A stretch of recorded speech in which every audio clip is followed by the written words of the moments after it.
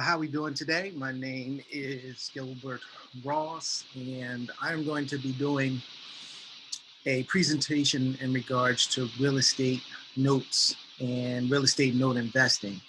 So I'm just going to kind of lay the groundwork on, what a real estate note is and how you can invest in real estate notes. Just trying to give you some of the basic information in regards to note investing. I know that most people their strategies are fixing and flipping and buying and holding. But with real estate notes, you have the ability to do that as well as more. So, uh, I'm just going to, like I said, go through this, kind of give you the framework of real estate note investing. And hopefully it piques your interest, and then we can possibly talk about it a little bit further.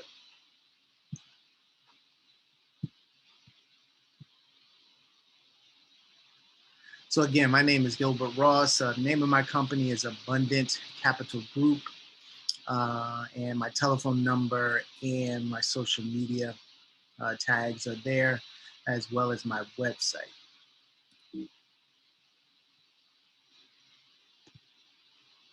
So a little bit about me. Again, I'm the owner of Abundant Capital Group. I've been licensed as a realtor for over 20 years, and currently I am a referral agent. I have listed or sold REOs and short sale properties for Tribeca Lending Corp, Bank of America, Wells Fargo, and some of the other banks and lending institutions that you're familiar with. Early on, before I actually got my license, I was in the real estate development area. I was working on sites as a construction supervisor for a larger construction projects. So I did that for about 3 years. And also at one time, I was licensed as a property and casualty insurance agent. I worked with State Farm, one of the agencies down in the Norton, New Jersey area. So, I've been in the real estate field for a while, and, been through a couple of these different market cycles, and, have gained a lot of experience in real estate and other areas over my career. So investing in real estate notes. What we're going to talk about is what is a note, what is a mortgage or a security agreement, which a mortgage is, why invest in notes, the different types of notes, and also where the inventory comes from. And when you see where the inventory comes from, along with what is going on currently in this particular market, hopefully you will see the where the potential is, and where the inventory is going to it's going to grow in the next 12 to 24 months, and it'll be a real opportunity for investors to get involved if you're not already involved. So a real estate note is a promissory note that provides financial advice, that provides the financial details of the loan's repayment, such as the interest rate and method of payment. So most people refer to the real estate note basically as an IOU. It just spells out how much you're buying the property for, what's the interest rate, and how many months do you have to pay that back. And what we have the opportunity to do is to purchase these notes and mortgages. So here, a mortgage is a debt instrument secured by the collateral of a specified real estate property that a borrower is obligated to pay back with a predetermined set of payments. So the note and the mortgage, or the security agreement, in this part of the country, New Jersey, you use a mortgage as a security agreement. In other parts of the country, their security agreements go by different names. It could be a trustee, deed of trust, all-inclusive trustee. There's a few different things that that it could be named as a security agreement, but since we are in New Jersey, we're going to use mortgage. So the note and the security agreement go together. When you buy the note, you also accepting, you're taking on the security agreement as well. Both of those things are what is going to transfer over to you or your company when you are investing in real estate notes. You want to have both. And the mortgage security agreement is what the borrower is pledging back to the lender in case they do not pay. So this is your security for your investment. So if they don't pay, then obviously you can get the property back. And most of the times you do that by foreclosure. So, many people may already know this and, maybe you don't know it, but we're just trying to break it down to a foundational level and give you some, information about how this works.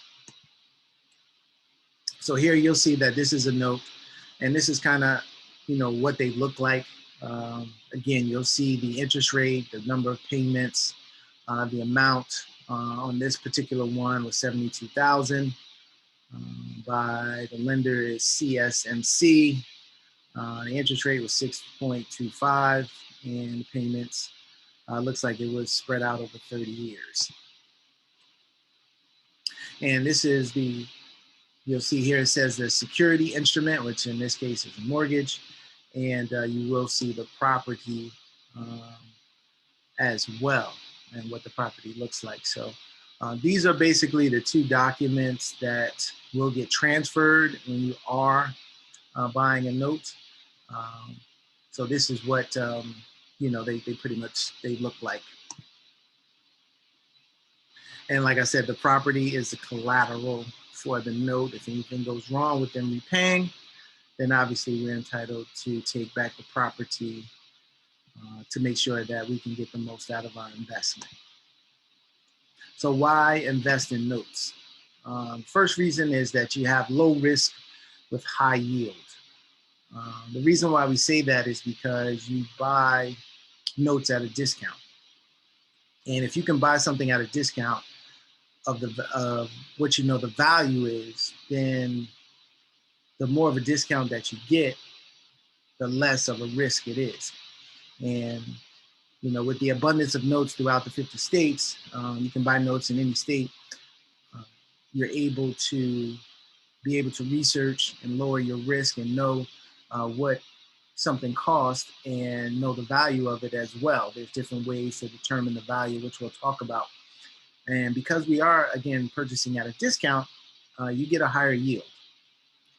Just in that example, it was a 6.25% interest rate on a $72,000 loan. But because you're going to buy that loan for less than $72,000, your yield is going to go up. How much it goes up depends on how much of the discount you can buy that note for. The next reason is this is secured by real estate. As you mentioned before, with the security agreement, you can actually get back a physical, tangible asset if something goes wrong with this investment. Most investments and most times that you do invest in things, you're not able to get anything as collateral.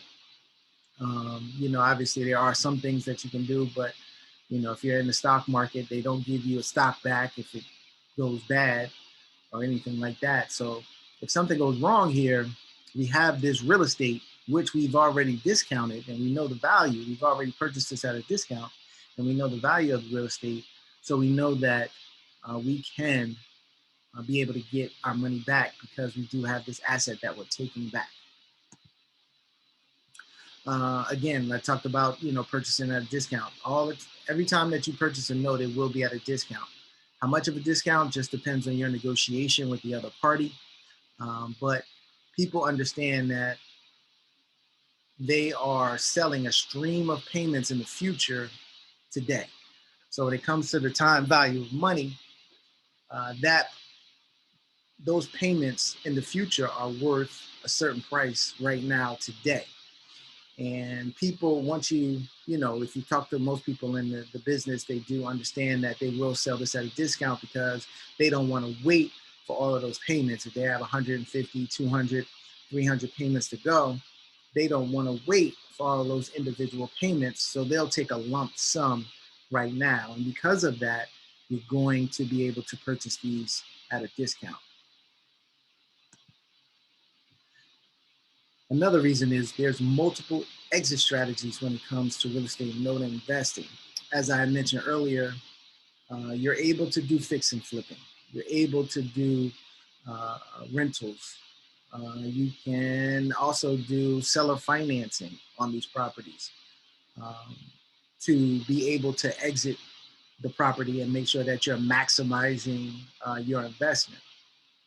So, all of the exit strategies we can talk about at another time, but there are several ways if something happens with a note that you can make sure that you get your money back. And that is one of the really big things that we like about notes is that, we can put together 3, 4, 5 different exit strategies on any note that we buy and know that, one of them will work. We'll be able to make sure that we get the money back from an investment as long as that we purchase it correctly in the beginning and everything like that. But even sometimes when you don't, because of the multiple exit strategies that you have, there's ways that you can make sure that you recoup a good return on your initial investment. This is passive income with no landlord responsibilities. When you are you have rentals, you do have landlord responsibilities. You still have to maintain the property. You still have liability on the property. This is pretty much as close to a passive investment as there is because you are essentially becoming the bank.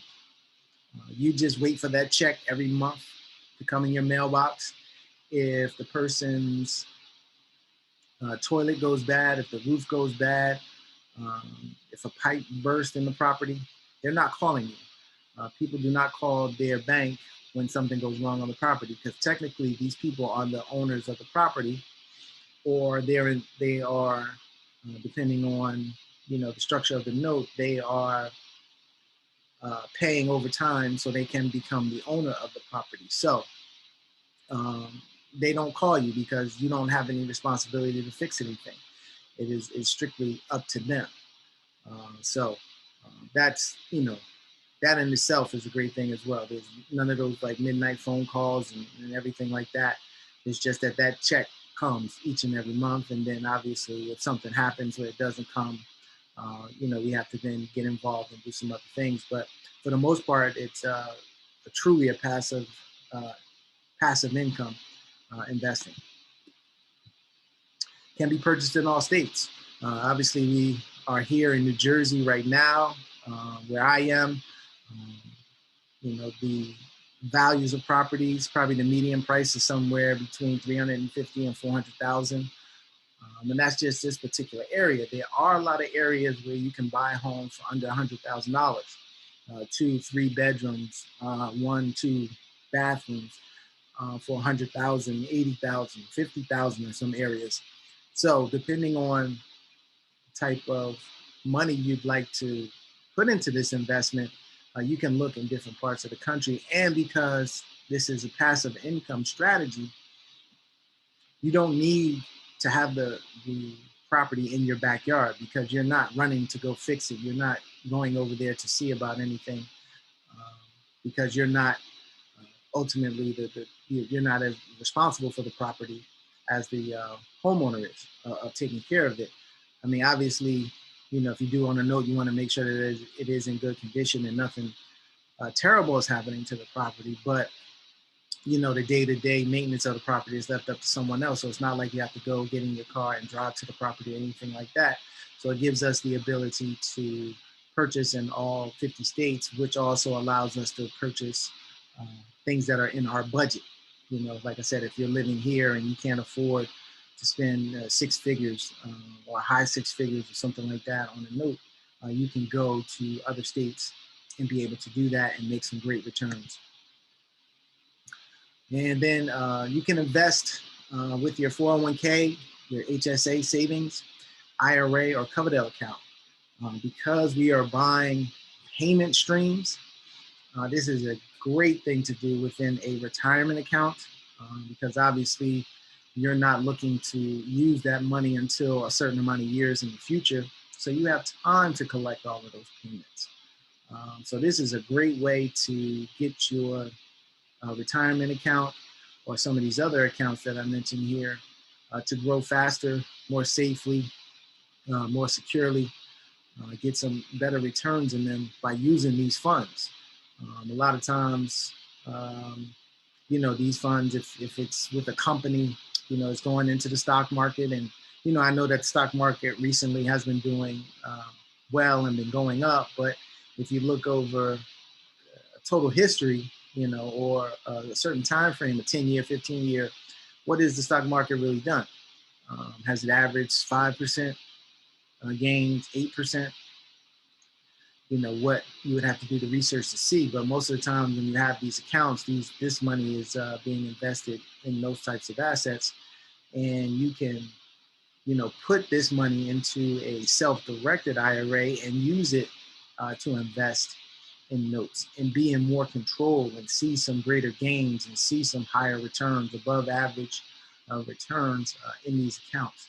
And a lot of people don't know that they can use a health savings account, their child's covered their education account. You have a child that's not going to college for maybe another 15 years or something like that. You can use this account to see that account grow faster, like I said, and get some great returns in there by the time that particular child is ready to go to school and be able to use it. So that's another great advantage. So there's pretty much two types of notes. We have non-performing and sub-performing notes. Now, a non-performing note is when the homeowner, the borrower, has stopped paying for whatever reason. We're in the middle of COVID right now, so obviously that's a thing that's been going on. But life happens to some people. Divorce, medical issue, uh, someone passes away unexpectedly and unfortunately. So there's a number of different reasons why a note would be or would go non-performing, and you have the ability to purchase those. Obviously, because they're not paying, you can purchase them at a significant discount as opposed to the value. And then what you can do, like I said earlier, is with multiple exit strategies, we can kind of go to that particular borrower and see what we can do. We have the flexibility to modify a loan. We have the ability to do maybe a cash for keys, a deed in lieu on the property. So there's a few different things that you can do when there is a homeowner that is not paying. You can go to them, and because of where you purchased this compared to what the original loan was written for, you may be able to work out something with them. And hopefully you can reduce their payment and get them back on track to making payments and things of that nature. So then there's also subperforming. And subperforming means that we put this like kind of in the category of non-performing just because person may pay for 2 or 3 months in a row. They may skip the 5th month, make that payment up in the 6th month, go another 2, 3 months with making payments, then maybe miss a month. So it's kind of hit or miss type of thing. Over the course of time, there'll be some missed payments and made up payments and things of that nature. So we kind of put that into the non-performing, even though they are making some type of payments. We kind of put that into that category because maybe at a certain time it may just go non-performing. They may not pay. They may just decide to stop paying, or something may happen where they stop paying. So we kind of put those in the same category. Then you have the performing and reperforming. Performing means that person is performing, that they are making their payment every month. It's coming in on the 1st, between the 1st and the 15th of every month, like clockwork, no problems. And those are ideal. Obviously, for something like that, the discount that you're going to pay is not going to be as great as a non-performing or a sub-performing note. And then you have reperforming. So reperforming basically means that somebody at one time was non-performing or they were sub-performing, and now they have shown some consistency of making payments. Now you have to kind of be careful on these reperformers, depending on who you buy them from. Some of the um, Freddie Mac, Jenny Mac, when they sell loans, they may say a reperforming a note is someone who has made one payment after restructuring their loan. They consider that to be reperforming. Other people will say that it's been 6 months, it's been 8 months, it's been a year. So it's really kind of up to you as the investor to make the determination on where you feel comfortable um, with someone who is reperforming. Some people want them to go a longer period of time to show that they are making payments. Some people may just want to see maybe 3 months or 6 months. And that will suffice, really depending on the individual investor and their risk tolerance. So those are basically the two types of notes that we have and what you have the ability to buy.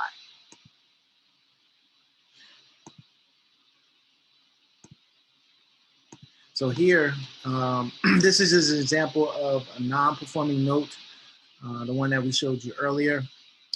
So this value of this property is $80,000. And something like this, because it is non-performing, a lot of times, as you can see, purchased a note for about $28,000. Now, would you buy something for $28 knowing that it's worth 80? You know, again, that goes to the person's risk tolerance. I know that I would. I would feel pretty secure knowing that if I bought something for $28 and I know that it's valued at $80, that I could get my money back by reselling. So these are some of the discounts and things that you may see when it comes to what the property is worth and what you can buy a note for in the non-performing space. So this one was acquired property. So the exit strategies on this were you can acquire the property either through a deed in lieu, or cash for keys, or if you have to go through foreclosure, then that's what you would do. Or you would think about doing a loan modification. Now, if I pay $28,000 for something that costs $80,000, and just depending on what the unpaid balance is on this particular loan, most likely I could restructure the loan and maybe change their monthly payment, drop it $100, $125, or something like that. And because I'm only in it for $28,000, when I look at their payment now, their new payment on a loan modification over the course of the year, is my return 10%, 12%, 15%? Am I getting a solid return on this? Most likely I am, just because of where I'm purchasing this note at. So you as the note owner invested $28,000 in a non-performing note, and then you also do any arrearages, arrearage account penalties for attorneys and foreclosure fees and things of that nature. And there's still the unpaid balance. So all of those things can get tacked on to what is still owed to you when you're buying a non-performing note. So again, you could do possibly a deed in lieu of foreclosure, in terms of how we talked about acquiring the property. You could do that. If the homeowner says, you know what, look, I fell on hard times and, I know I'm not going to be able to make this payment. And if you just let me walk away without the negative reporting on my credit and just let me move on to the next part of my life, a lot of times homeowners will say that sounds better than me trying to make this payment that I know that I can't make. So again, how we talked about earlier with the exit strategies, a lot of different things that you can do when you buy these notes.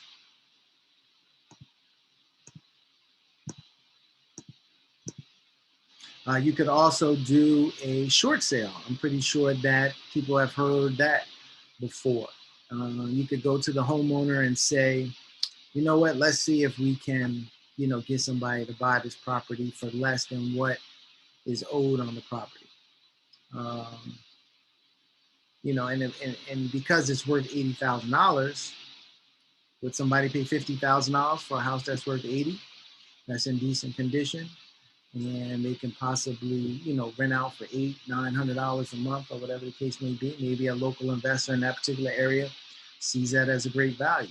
Now you've only been in the note for 28,000, and then you do a short payoff for the 50. So you've made a pretty good return on the money that you invested in this particular note. So that is another option that you have when you're dealing with these non-performing notes. So again, you get that difference. That $22,000 will come directly to you, and then whoever buys the property can do whatever it is that they want to do with it at that particular point. And so then again, you have performing notes that we talked about. So this note, you can purchase the same property, but let's just say it's performing. Um, you can purchase this note for about just under 43,000. It has a payment of $433.32 per month. Now that is just the principal and interest. We don't include taxes and insurance because that money obviously is an expense and it goes out. So we only count the money that's going to come to us. So you have another 18 years left on this at $433.32. And if you have a calculator, if this person stayed in the property for 18 years, you'll do very well over that time if you own this note for just under $43,000. So at the $433.32, that's a 10.6 annualized return. Do you have, that amount of money in an account that is getting 10% interest? Some people do, some people don't. So that's why we're trying to get people, into the space to see some of these returns. And then again, over the course of time, if the person stayed in the property, you'd make a great return on this. And then even, let's just say if they sold it after like 5 years or 7 years of you buying the note, if they sold it, there's still a significant unpaid balance that is owed to the note holder based on the amortization schedule. And, if you had the amortization schedule and looked at it after, 7 more years, there would be another lump sum of money that came to you, as well as you've collected all those payments over a 5-year or 7-year period. And then you could look at your return and see if it pays off early, the returns usually go up quite significantly when they pay off early. So again, these are all reasons why, we like notes and we want to bring note investing as an option to individuals.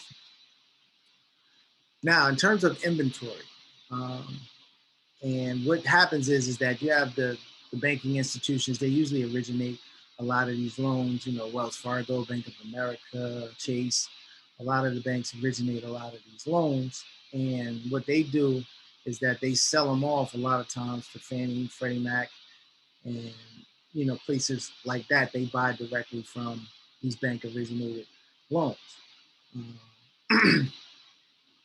And so when they do that and then they originate and then they sell them off, they do sell them into the secondary market. Freddie Mac and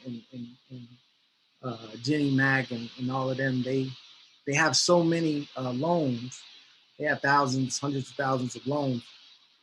And what they do is that they will package certain loans that maybe aren't paying or whatever the case may be. They'll package up a certain amount of these and they'll sell them off to investment companies. Now, these companies have large amounts of money. When you talk about buying, 2, 3, 4, 5,000, loans at a time, you're talking about, millions and millions of dollars. And these particular companies have that.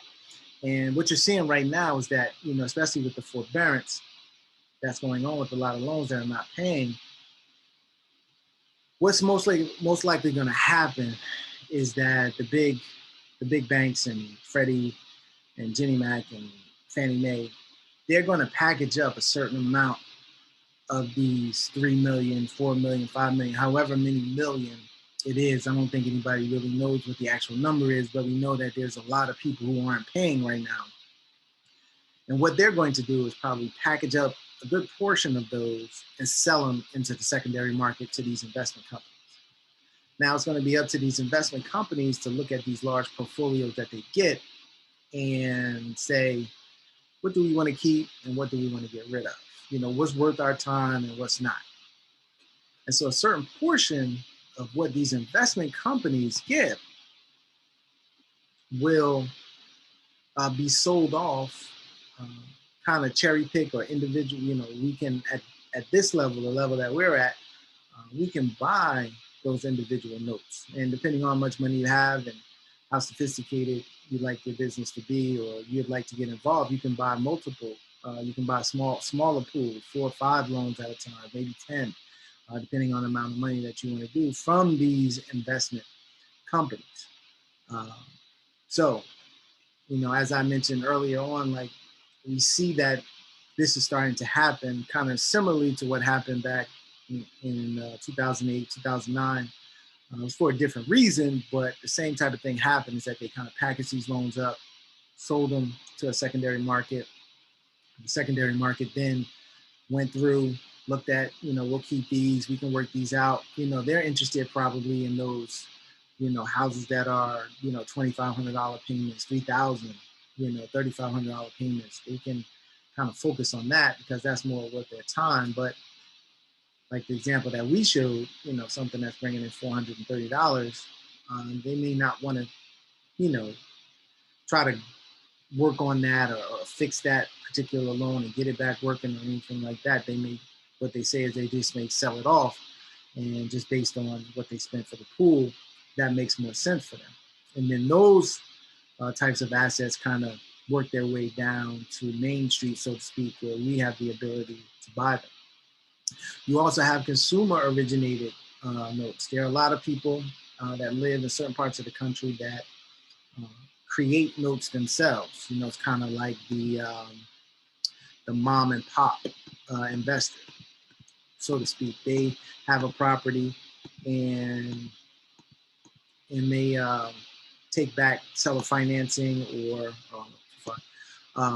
what they'll do is create a note on it, and they'll be holding it and receiving those payments. We can, actually reach out to those people through direct mail. We can skip trace. We can reach out to them, talk to them, see if they'd be interested in selling their note. So that's another way of being able to buy these notes. Maybe somebody who at one time had a note on a property, and a certain situation came up in their life. Maybe they have a grandkid going to college. Maybe they want to, they have 2 or 3 of these, and they just want to sell one of them so they can get a lump sum so they can go and do something that they need to do. Who knows the reason why they want to sell, but the people that create these notes, these individuals, sometimes want to sell these. And we have the ability to reach out to them and talk to them and try to buy directly from them. And then as you can see here, you can see the banks in the secondary market. They sell their loans into the note investment companies. They have the reperforming, that's what the RPL is, and the NPL. They have those. Some of these banks and secondary markets, what they do is that if they can get something reworking, then after it's reworking for a month, 2 months, 3 months, whatever the case may be, they just may want to sell it. If it's non-performing, obviously they want to, probably sell that. They don't want to deal with some of these lower price band assets. It's really not worth their time to deal with someone who's not paying, $300, $400, $500 a month. So then they sell off into these note investment companies. And then also you have these REO investment companies. A lot of times what they do is that they buy the REOs. They start to, fix the properties up, put people in them. Maybe they do seller financing or create some type of note for the new person that's living in it, and then they sell that off. And so these things get to these note investment companies who have, again, lots of money to be able to purchase significant amounts of loans at a time. And what they do is kind of go through whatever it is that they bought, and then it'll make its way down to the note investor, as the diagram shows. So that's where the inventory is. And like I said, because of what's going on right now with a lot of people not paying, we feel that you're going to see a lot more opportunities coming into the market. There's opportunities right now, but once this forbearance and moratorium stops, there's going to be a good amount of assets that are kind of coming down to Main Street, so to speak, where there's an opportunity for people, individuals, and things of that nature to buy these to create these income streams for themselves. So for all these reasons, this is why we like notes, and why we are trying to push this right now. And hopefully people will see that there is an opportunity coming, and that there is an opportunity right now, and want to get involved for all the reasons that we mentioned. And then lastly, a lot of this business you can outsource. You really don't have to do a whole lot of it yourself. um, it gives how we talked about doing things across the country. Now everything can be done pretty much on the internet or phone, reaching out to people in local areas, talking to local people. um, you know you're able to not just invest in your own backyard. We do have servicing companies that will collect the payments, make sure your documentation um, is correct.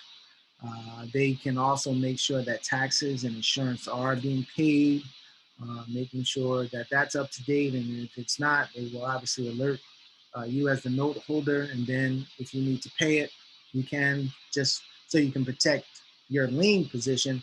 And, because if you don't pay the taxes on something, that could create a problem, that could jump your lien, and you could get wiped out as the lien holder. So they'll make sure that taxes and things like that are being paid. And if you have to pay it yourself, you can. And then obviously you'd have to go back to the borrower and make sure that they reimburse you for that. There are workout companies, how we talked about with non-performing loans. You could outsource that, have them, you know, find out what the person's, what their income is, what their financials are right now, make sure that they can still qualify for the loan modification that you're doing, make sure that it's Dodd-Frank compliant. We're making sure that, all our I's are dotted and T's are crossed. There's workout companies that can do that. So that's not something that you have to do. Attorneys as needed. Obviously, we can reach out to local attorneys in any particular state. Um, if we are ready to make a purchase in that particular area. How we talked about making sure that we understand the value of an asset, and making sure, that we're buying at a discount. We could do that with BPO companies. That's a broker's price opinion. It's a real estate agent or real estate broker in a local area that will go out and give you an idea of what the value is, because obviously you may not know what a property is worth in Ohio, in Missouri, in Kansas City, in any number of states. You're not familiar with those markets, but there are companies out there that do have local people in those markets that will give you a report and say, hey, this property is worth 75,000, 80,000, 100,000, whatever the case may be. And you have that so you can make a good buying decision.